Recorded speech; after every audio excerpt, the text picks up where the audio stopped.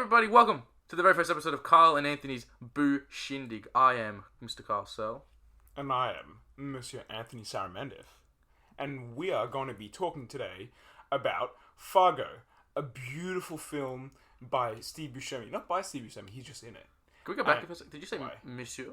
Monsieur? Yeah. You fuck? Yeah. You bastard, you French fucking... No, I'm going to surrender real quick.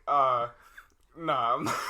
Alright, no political talk. This is just about Steve Buscemi in the Bushindig, and we're gonna basically just explore Fargo. It's this movie and it's all its beautifulness, and Buscemi's role in the film and just how he fits in, and... It's a good movie. Yeah, it's a pretty good movie. But it's not French, though. No, it's not French. So why are you speaking French? You know, you gotta reach multiple countries, you know? By saying one word in French. French. Yeah, you'd be like, welcome, monsieur.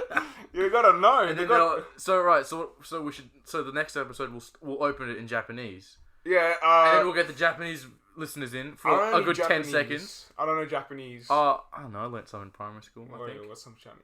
I mean, Japanese. Fuck! Oh my god! I remember we did we did head, shoulders, knees. It was like ichi ni san roku nana.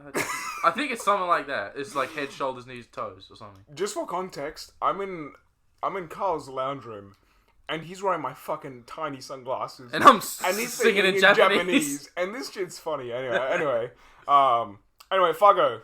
Do you want to explain the plot? Because you had to explain it to me before properly, because I was a little bit confused. Yeah, that's not a good sign to be confused. No, I wasn't confused. It was just like, I was so focused on Steve Buscemi while watching the film that it just kind of like slipped by me a little bit. I understood the plot. It's just... Alright, to get through the... Spoilers, by the way, for this whole episode, we're going to talk about spoilers. Steve Buscemi dies. Oh, that was quick. Yeah, you better listen quickly, man. You just spoiled the end of the movie in the first 2 minutes of the episode. That's alright. We know. We know now. We know now. Well, he famously dies in like a lot of the movies. Yeah, because he's like the slimy character that always gets killed. Except for in The Big Lebowski, the poor bastard. Oh, that's so sad. It is sad. But that's for later. It's for weeks later. Later. Later. I mean, we're talking about like in the next few weeks. Yeah. Maybe. Months, probably. Months? Yeah. Well, we got our first 5 episodes mapped out, which is going to take like... 10 weeks. It's double the time. Didn't we say every... But we're doing 2 today. So like... Aren't we racing to go? Yeah, 2 today. So like, what, like 6 weeks? Oh, 6 weeks, yes. Yeah, maths. Alright. Oh yeah, the plot, right. Sorry. The plot. So it's about general plot, not getting too deep into it. There's this man named Jerry, played by William H. Macy, who we both know from Shameless. Yes, Frank Gallagher in Shameless. He goes and hires Steve Buscemi and the guy whose other name I don't know, but he's in the start of John Wick 2, and he's like, who the fuck can do that with a pencil? That's who he is, you know? I think his name is, Grimshot. Is that the character's name? Just in the movie. I don't know I forgot his name. I just know him as, he was in, you ever played Until Dawn? Yeah. Yeah, he's like that psychiatrist dude. Yeah. I was like, oh my god. And then he's in John Wick 2, and he's like, you killed the guy with a pencil, the fuck can do that? You know, the taxi driver guy, whatever. And then he's in this movie, he plays a mute. Yeah, he's very, he speaks mute. sometimes. But anyway, so Jerry hires Steve Buscemi and John Wick 2 man to kidnap Jerry's wife so he can get ransom money to pay off his debts and to get just to be a sleazy little rich man. That's the basic plot. And it's a fucking good movie. It's pretty suspenseful. There's a lot of Buscemi in it, which is always chef's kiss. Yes. Buchef kiss. I've nailed that. How do I do it? Alright, we're cutting this out of the episode. Let's just straight out of the gate.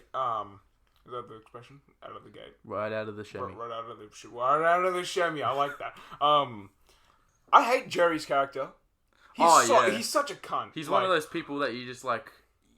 He's the worst kind of con artist because he's like, I don't know what you're talking about. I'm such a good guy. I'm doing this. And then when you call him out on, he's like, oh, buddy, tell you what, I don't do it.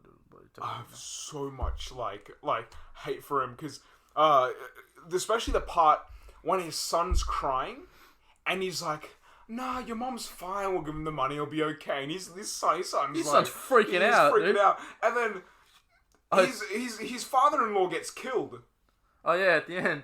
And then he's just like, okay, puts him in the boot, goes back home. He's like, "Oh, I'm gonna sleep. Good night, son." Yeah, and I'm like, this one, what like, a shitty father. Yeah, this one scam, like, fucking kills, like, 6 people or something. Just to get a little bit of money. Like, seriously, 40 grand. Like, that's like a year's worth of money for some nobody people, scams but, to try to get, like, $1 million out of them. Yeah. Oh, yeah, true that. That's What a fucking sleazy donkey. He's an ass. Even Frank Gallagher wouldn't do that. And, yeah, he would. But Buscemi, like... Anyway, we won't go about the end of the movie, because that's just going to be... But I'm just saying, Jerry's... He's not a very nice man. It's annoying. We want to talk about Steve Buscemi's character. Steve Buscemi basically plays Carl Showalter. I honestly did not pay attention to his character's name. Every time I see a Steve Buscemi movie, I just go, Steve Buscemi. Well, so we'll just call him Buscemi. I'll let that between the two. He basically is the partner to Grimshad, which is the mute, and he's not a mute, but he's just really silent, really intense, and he's just an asshole. And basically the whole plot of the movie is them going around trying to get the money and carrying hostage Jerry's wife? Yes. Yeah, Jerry's wife. And let me just quickly get this out of the way so then Carl doesn't get angry at me. I love this scene where Jerry's wife bites Grimshad on the hand, and Grimshad is just like, looks at his hand and is like, I need unguent. Yeah, I don't know. I was saying that over I love and over. that bit. There's like, in that whole sequence of the kidnapping, I don't know what it is, I found it so fucking funny, that right at the start, right? Sammy walks in the window. He looks so funny. Yeah, that's another thing. It's like, the Buscemi walks up to the window and he's looking inside and stuff like that. Fuck. And fucking Jerry's wife is just sitting on the couch, just like, looking at him. And I was thinking, just move, like, oh, get out of there. Yeah. And then he breaks through, and then she starts screaming. Yeah. And then Grimshaw just bursts through the door. Yeah. And, it's a pretty intense scene. Yeah, it's intense, but I need grunt. Grimshot is just scary. Yeah, but he was actually really smart because in that scene she went upstairs, but she opened the window to look like she escaped, but she was behind the bathroom. The curtains. And Grimshaw looks in the mirror. He's in the mirror getting unguent. He's like unguent, and then he looks in the mirror, and then he's like, "Oh, bloody got him!" And then she runs and then she falls down the stairs, and that's that. It's a completely semi-related, but you ever, like, when you see a movie and there's in the bathroom, right, and they have a medicine cabinet in there? I don't think I've ever seen one of those in real life. I have one at home. Are you serious? You know the mirror that we were taking the photos the other day for the cover? That mirror is a... No fucking way. I'll send you a photo when I get home tonight. You just pull it open and there's like a bunch of medicine stuff in there. Ours is in the kitchen in the top shelf where it's like it's in like a blue tub. Because we don't have them. I don't think I've ever seen one. It's in the wall, so you wouldn't never realize it. It's fucked up. Yeah, I know, right? Anyway, yeah. So they attempted kidnapping. I wrote on my notes attempted kidnapping because I thought she died when she fell down the stairs initially. Like Grimshad poked her, and then there was no movement. I'm like, okay. Thought she was dead. So that was like one of the funny points of the movie where that whole kidnapping scene was just like it's good. It was just funny. It was all a mess. It's everything you wanted from Steve Buscemi. He's funny. There's scariness. I'm scared of Buscemi in this scene, but usually I'm in love with Steve Buscemi. I wasn't scared. I knew it was him. He was the short man trying to break funny in. Looking. I love how in this movie everyone describes Steve Buscemi as funny looking, just generally. I love it when Marge, the officer, so she's a character who played a big part in discovering this whole thing. She basically led the investigation, and she was interviewing people, and she was interviewing the two girls that the prostitutes or whatever, the escorts that they had sex with, and they're all like, Steve Buscemi's like that funny looking guy. Funny looking. And then they also said, he was also circumcised, and I don't know why I found it funny. And earlier in the movie,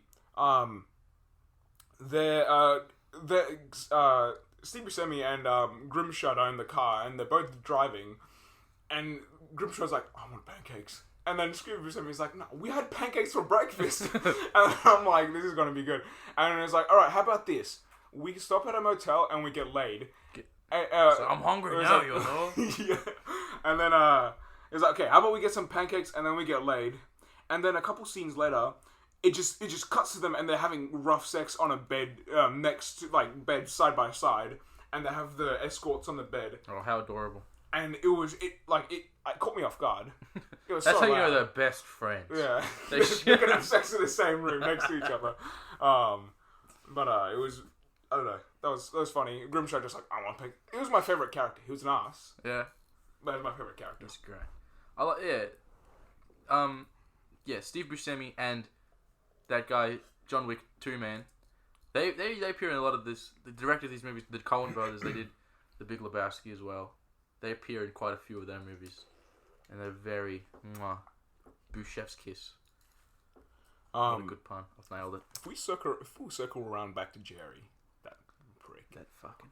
I love how when he ordered the car, he got the, what's it called, the spray called on the car? It was like True Spray or something like that. Like, there was a spray, like a coat they put on the car. And it cost extra, and so this couple didn't ask for it, but he put it on and he said, oh, you're going to have to pay for it to try to scam them.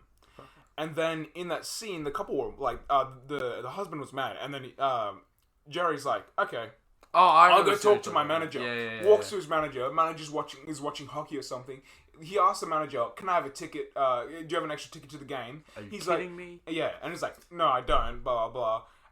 And then he goes back and he says, we can take $100 off the car, and I'm like, this sleazy bastard, like, he just, like, I'd strangle him, dude. That was really annoying. And, another point is, like, that scene right at the end with, Marge goes to investigate him for the second time. And he just drives and off! Then he's like, that was mint! Yeah, I'll be back. I'm gonna go check the stock, the inventory. And you just see him drive away. It's so fucking mint. And then the few following scenes, he's in the hotel room, and the police officers are at the door, and there's a lock. He's trying to get out of the window. And he's like, open up, and it's like, I'll be there in a second. And then you're going for the window. They open. I was really surprised. I thought they were going to bash down the door, but the guy with the key. And you just see him just trying to get out of the window. Yeah, in that scene. And then the police officer put him on the bed, and he's just squirming and he's like screaming and shouting. I'm like, this man did something so bad, and I don't understand why he's resisting so much. It's not like he's being wrongfully, like, arrested. Yeah. You're like, oh man, it's just a good flick. I forgot to write a lot of notes about this. Oh, dude. We'll talk about this when you just got here, but we are both bad at accents and figure out where they're from. We both thought this movie was set in Canada. I thought too. I know. It was even snowy. Yeah, I know. Only on my second rewatch of this movie, like for rewatching it for this pod, I found that it was just set in the US, in Minnesota. Had no idea what their accent sounded like. I thought the whole movie was in Canada, with Steve Buscemi being just an American. The whole film, like Marge and like Mike and Marge's husband and every like person that was Canadian, quote unquote Canadian, holding up my fingers and making bunny ears, were from Minnesota, and the accent was like so Canadian like that. It was like every time they were like said something, they're like yeah, and they were like it's like yeah.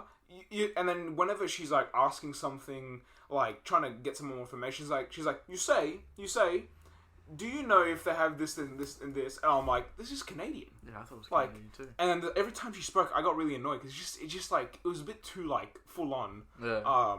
But then she's from Minnesota, so I'm guessing it's Canadian. Yes. Maybe they migrated out. What a shit state then. Yeah. No, I've never been there. Never been in Minnesota.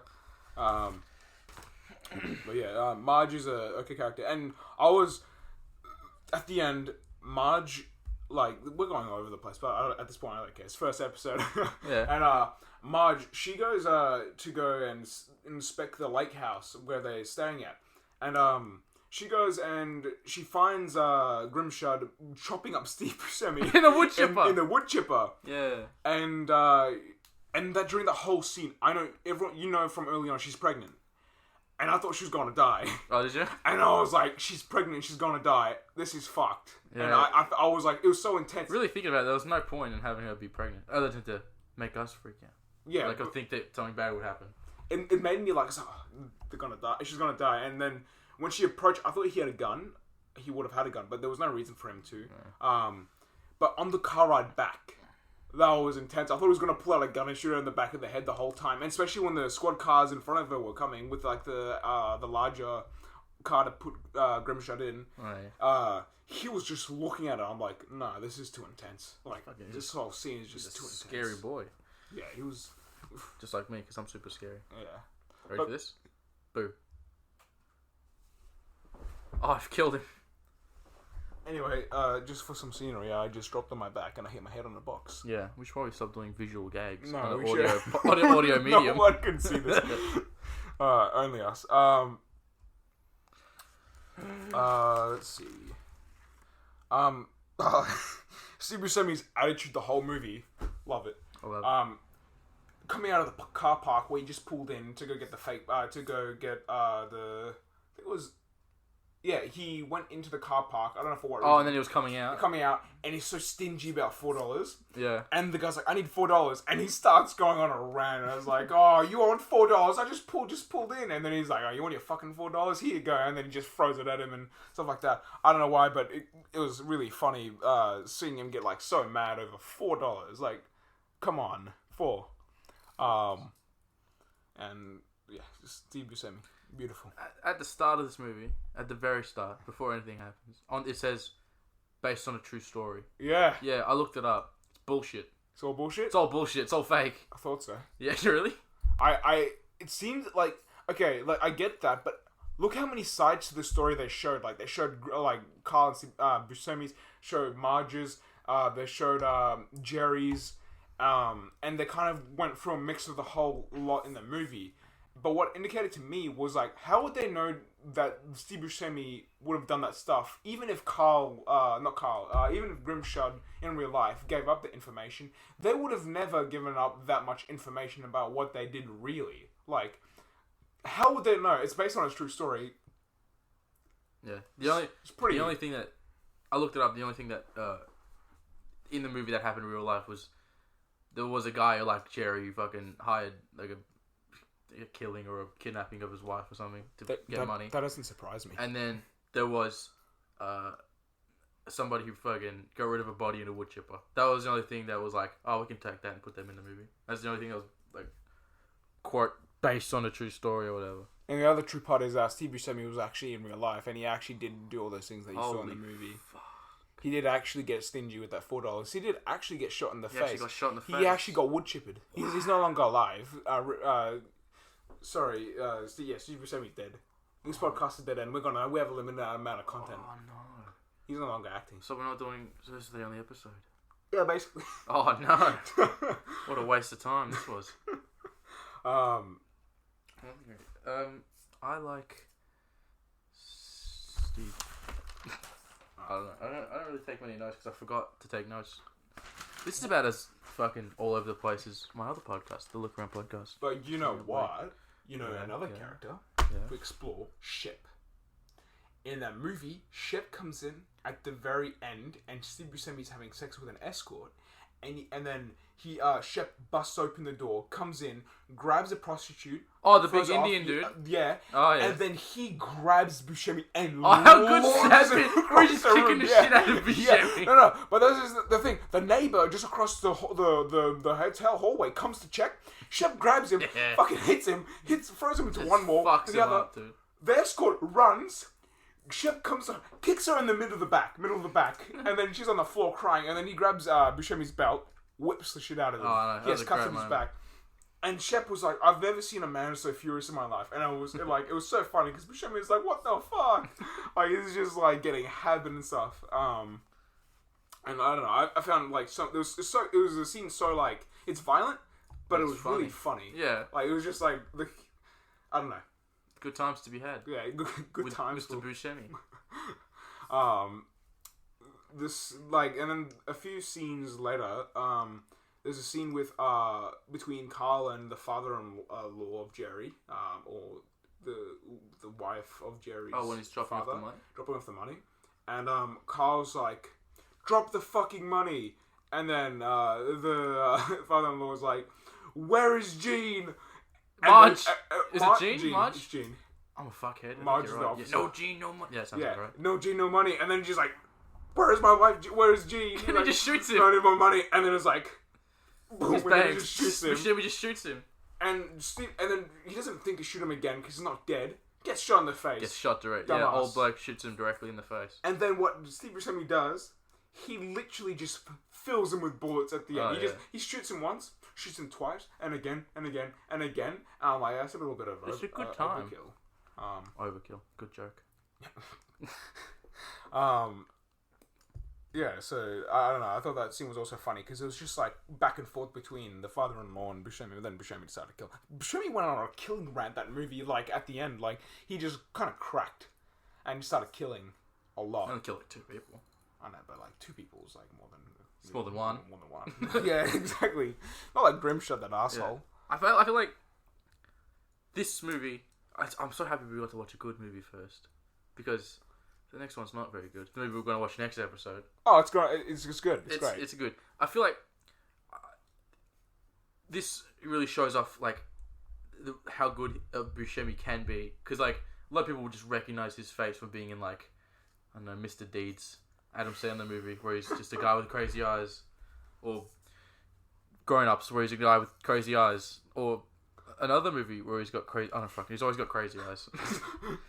Yeah, but yeah, I like, you know, you can see he does a lot. He brings a lot to the table, to the character, and he's just he's a great actor, and I'm happy that we picked Mr. Steve Buscemi to go through all of his films. Yeah.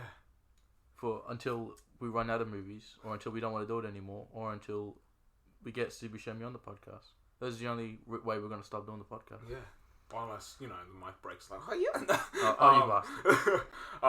No, but you get to see like the depth in which Steve Buscemi can act. It wasn't too deep. Like this movie was like, he didn't act that deep. Like he's very captivating. Yeah, I love to see him in it. Like he steals the scene. He's breathtaking. No, alright. You see him like in the first few scenes. Jerry drives up and he has the car. I forgot the name. The Sierra Tan. That's right, Sierra Tan. He drives up and and they walk into the bar, the place where they're eating. And you have both Grimshot and Buscemi there, and they're both sitting down eating. Buscemi's just there, and he's just like, he's so like, what's it called? He's very. What's the word when someone has like they have like a certain position of power, and they really like to use that power properly? Like he uses like his power like kind of like police. No. Like it's like it's like. He's very forward with like his position in the situation. He's very forward with it, and then when Grimshot with Grimshot, he's very submissive, like because he's scared the shit out of it. Like, he's spineless in the movie. He's spineless, and a lot of Buscemi's like what I feel his movies. You see him a lot in movies where he might be a bit slimeless, like less slimeless, spineless. Sorry. My words don't work. Like, if you look at him, he's kind of like that. He kind of looks like a spineless person. He looks like someone that you couldn't trust in a movie if you put him at that certain person. So I don't know. They kind of touched on that a lot. This whole movie. But in a way, like you saw through his character that his character had a heart though. Unlike Grimshot. Like Steve Buscemi actually looked like he had a heart, even though he killed 2 people. Don't get me wrong. He seemed like he was like a genuinely. Well, he didn't really want to kill anybody. Yeah. Like especially it's when the cop pulls him over. Exactly. He's like, "Don't worry, I'll handle this." And then he shoots him. Yeah. He's like, "What the fuck?" Yeah, there's like moments in the film where I see like, hey, he's a good guy. It's Buscemi. It's Buscemi. Sexy He's Buscemi. shining through the role of this fuck called Carl, and he's actually just that was American. Carl. And Carl. And yeah, you just see Buscemi's like actual acting, and it's nice to see. It's like a nice change of pace from seeing him in Adam Yeah. Sandler movies. Apart from being like the butt of the joke. Yeah, even though he's the butt of the joke in sometimes. Yeah, he's basically. funny looking. In what way? He's funny looking. He's sexy But looking. he's sexy, but he's funny looking. It's really subjective. Got anything else? And when the movie kind of like comes to an end, just before he gets chippered, Steve Buscemi rocks up. His face is covered in blood. He's just being shot, and he gets out of the car. he goes and he dumps the money on the table where Grimshard's eating, and then he's like, "Here, money, there you go." And then Grimshard's like, "No, I want you, the other guy, one of us, to pay the other guy his half." And then Buscemi's like, "That's bullshit. I just got shot in the face. I went through all this. I had to kill." And then Steve Buscemi leaves. Grimshard comes out with an axe. Oh, he looks terrifying. And then just like swings at a right angle, 45-degree angle right into Buscemi's neck. You don't see anything else. But I was like, goddamn, what was that? Like, it took me by surprise. When he just got axed. Yeah. Like, I would like to tell you that I know you the director to these, you've only seen this and The Big Lebowski. You should watch more of these guys' movies. The Coen brothers, they make some fucking They had a similar, bangers. I don't know, it had a similar feel to The Lebowski, even though the two different movies, I don't know, like, do you know like how some movies, some people, you could see the kind of like... It's got that style. They've got that style of movie. I could see that in The Big Lebowski. It was kind of like that. It was very, it felt like it had, I don't know. They made a movie that I watched a few months ago, No Country for Old Men. You seen that? No. It is fucking terrific. No, I haven't seen that. But It doesn't have Buscemi in it. Shindig in it. I was about to say Buscemi. I was. It's got Buscemi in it. It's good. No, he doesn't have. Oh, fuck! I've lost my words. And then in the movie you've also got Mike, and I'm not sure have we touched on Mike yet, or we were talking about before. It's not really important, is he? Nah, but I want to touch on him anyway. Because he's funny. Yeah, he's funny. So basically, Marge is in I don't know wherever she went. I don't know. It was like Twin Hotels or whatever the fuck. Gives a fuck. I don't know. She's going somewhere. She wants to go somewhere nice for lunch. She ends up to meet up with Mike, a long-time friend, or from high school or something like that. And she gets there, and Mike is basically having a mental breakdown. And he's just like, "Oh, Linda, she died of leukemia, this, that. Oh, I miss her so much." And he even tries before, when he goes on his rant about Linda, he goes and sits next to her and wraps his arm around Marge, and she's really uncomfortable, and the scene's just really uncomfortable. He heads back around to the other side of the table, starts ranting, and it's later discovered in the movie that he has psychiatric problems. He was harassing Linda for 5 years, and he's just a creep. He is. But yeah, that was another thing that was... You just wanted to bring up because it's funny? Yeah, it was funny. I don't know. Michael's just a funny character. Let's see. How many fucking pages of notes you got there, dude? Did you just write down the whole fucking script? Oh yeah, basically. Jesus. Is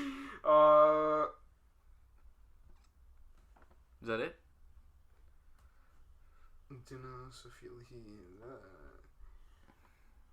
Yeah, I think that's it. That's basically it. That's all I really wrote down in terms of the movie and Buscemi. Again, Buscemi did a great job in this film, even though he got an axe at the end. He famously dies in a lot of his movies. Yeah, I guess so. But still, Buscemi, beautiful man in this movie. Rest of the people, mediocre. Nah, they're fine. Oh, good. This is a great flick. It was a good film. It got turned into a TV show on Netflix. Oh, it did. I searched up Fargo on Google, and then it came out with Fargo, the show? the 4 seasons. I'm like, Yeah. I'm not watching 4 seasons in an hour. I've not seen a frame of that show. I might. I probably won't. But I might. There's no Buscemi in it. So Buscemi, I was about to say. What am I doing? Why are you watching a show with no Buscemi in it? Yeah. But yeah, that was Fargo. Fargo is a great movie. You should watch it. 10 out of 10. That's a lot. It's a good movie. Alright, let's put a rating system for these episodes. Rating system? Out of 10 Buscemi eyes. 10 Buscemi eyes. What would you rate this movie? And okay, we'll do two ratings, right? One for the film, and we'll score that out of Buscemi. Yeah. So out of just the film, how many Buscemi teeth out of 10? On a scale from Bushindiglicious Bushingalicious? Bushindump. Oh, nice. So basically, in terms of Buscemi, you get to see him act. You get to see him die. Fuck. You get to see. You got to see him do everything. You got to see him live, breathe, and eat. Like you've got to love this man in this film. Oh, you really get to see him do everything. Yeah, you do. You see him drive. Yeah. Fuck. Die. Bro, he got married. Had kids. Yeah. There's a whole. It's just about Steve Buscemi. Yeah, it's great. Film itself, I'll give it like a 7 out of 10. It's a good film, and there's a lot of great films. 7 out of 10 Buscemi eyes. Buscemi eyes. Nice. Yeah, 7 out of 10 Buscemi eyes. because it was a good film, great film, nothing wrong with it. It was a bit like it was a bit not slow, but it was a bit like not anticlimactic, but it was very. There was no like high points in the movie where it was too like it was very. I don't know how to explain this, but it was good. I'll leave it at that. It was good. Fair enough. Out of Buscemi teeth, for the rating of how much Buscemi we get in this, I'd give it about a 9 Buscemi teeth. 9, yeah. And for the film, out of the 10 Buscemi eyes, this is a dumb rating system we've got here. How about this? No, I've already committed to it. I've already committed. I'll probably give this movie about as a whole. Do we want to write this down later so we remember this rating system? Fine. So the next episode we're going to be like, what the fuck What is if we this? change it every time? So next episode, out of 10 Buscemi fingers... It's so inconsistent. It's just dumb. Someone will watch one episode and they'll be like, oh yeah, I'm going to tell my friends I have this great rating system with Bushin eyes.